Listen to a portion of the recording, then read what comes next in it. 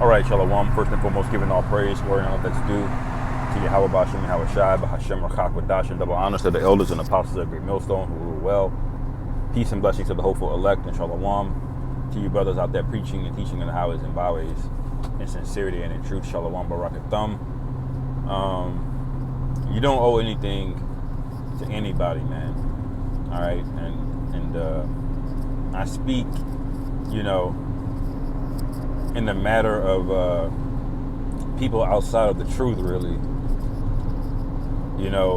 Whether it be family members, whether it be people, friends, co-workers, and shit that you feel obligated to, man. There's so many things that really applies to, but the main value in it, like there's a saying in the world, keep the main thing.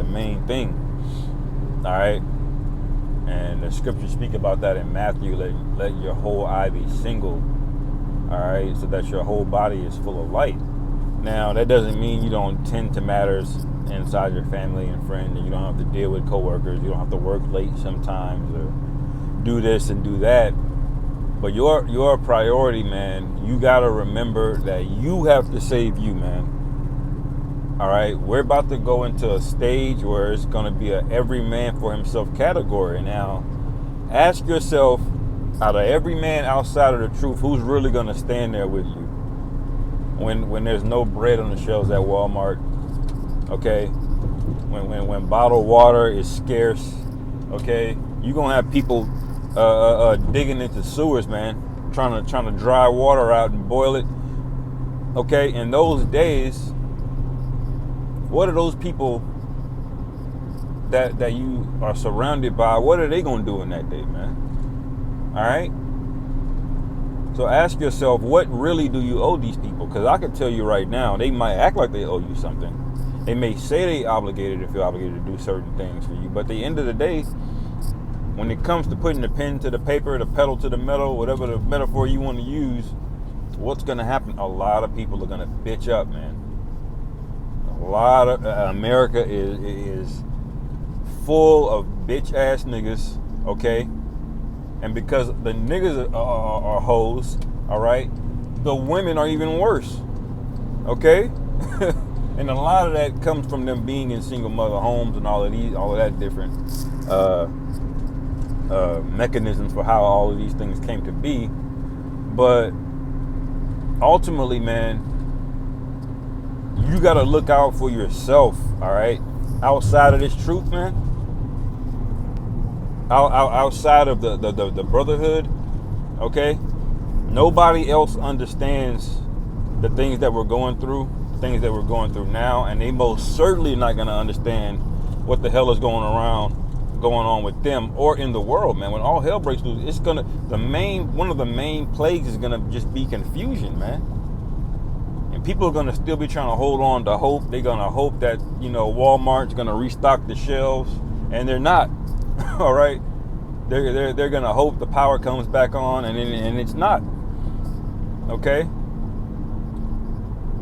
So you got to ask yourself, like, what are you going to do in these scenarios? All right? How are they going to look at you?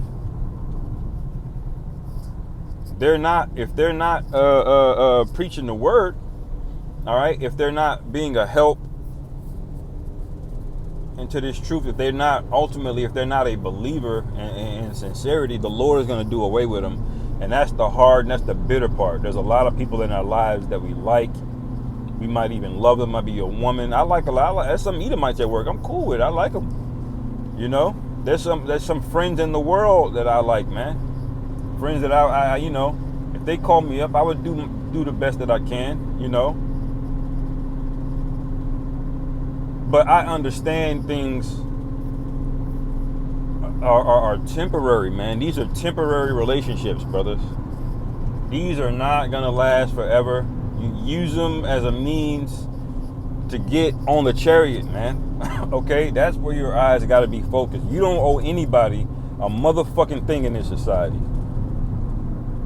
We are the ones that's owed. We're the only ones doing the right thing.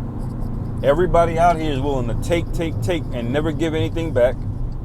All right? So what's going to happen? The Lord going to take everything, man. All right? And if you get caught up holding hands with somebody that wasn't a believer, holding on a little bit too long for somebody who just didn't have their faith built up, all right? It's like that old video, man. These two old people were sitting on a boat and on the back of a yacht or something, and one of the there's a little cord that was like going over the. I think they threw the anchor overboard. You know, the anchor has like a chain or a rope to it. All right, and as the anchor was going overboard, that rope was going down, and he wrapped that rope or that anchor around his old lady's leg, and that rope grabbed her by the leg and yanked her off the boat with her, man. All right,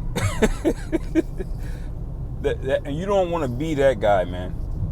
You don't want to be a guy who had you were well intentioned, but you didn't want to man the fuck up and do what you had to do, and so you got yanked into it, man, for judgment. Because you felt you owed somebody something. Because you felt too much compassion for people that don't care about the Lord. All right? And ultimately, you don't know what these people would have done the same thing for you, man. If you were in a bad spot. All right?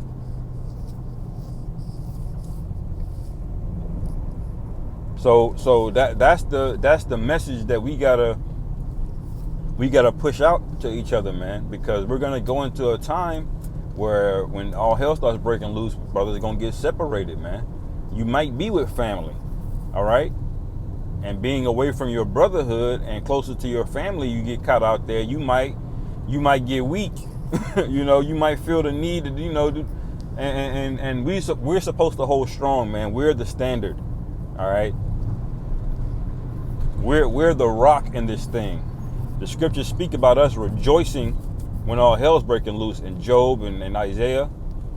All right.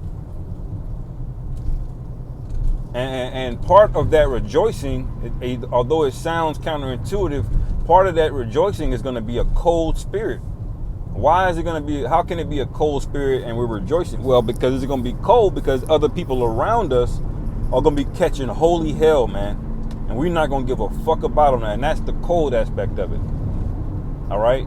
The rejoicing is going to be where we are dwelling in our tents. Like the scriptures say, you know, the Israelites, they had light in Goshen. When the lights went out in Egypt, man, we had light in our dwellings. All right? And it wasn't time to feel bad for the Egyptians. All right? Because the Lord is hitting them with plagues. Just that quick, you done forgot how Egypt put 400 years of hell on you, all right? And then you're back in that compassionate spirit, and the Lord is not with it, man. This is a time of judgment, all right? That's why there's less tolerance for wishy-washiness. There's less tolerance for being weak. We need men of integrity. The scriptures refer to us as stones, man. Something to build a house with, man. You can't be made out of fucking straw. You're supposed to be a lively stone. Stones are hard, man. They hold things up. They don't bend and break. And if you want to be a part of the temple that's getting built, ask yourself what you're made of, man. Read I believe that 1 Corinthians 13:3 or 3:13, where Paul is speaking. When you get passed through the fire, it's going to be known what manner of man you were, whether you were made of gold and silver or you were made of hay and stubble. The only thing that's going to reveal that is fire, man. All right? And that fire represents the trial, you know, and subsequently it's going to be the thermonuclear destruction, but it represents the trial, man, the adversity. So what's going to come out of it when those things hit? But we already know the majority of people, they're made of hay, man. They're going to bitch up. They're going to crumble. You're going to see big grown men, 6'5", bitching up, man. Because they can't find water. All right? Because the roads are blocked off. They ain't seen their kids. You know? So what manner of man are ye to be? That question is posed in the scriptures, you know.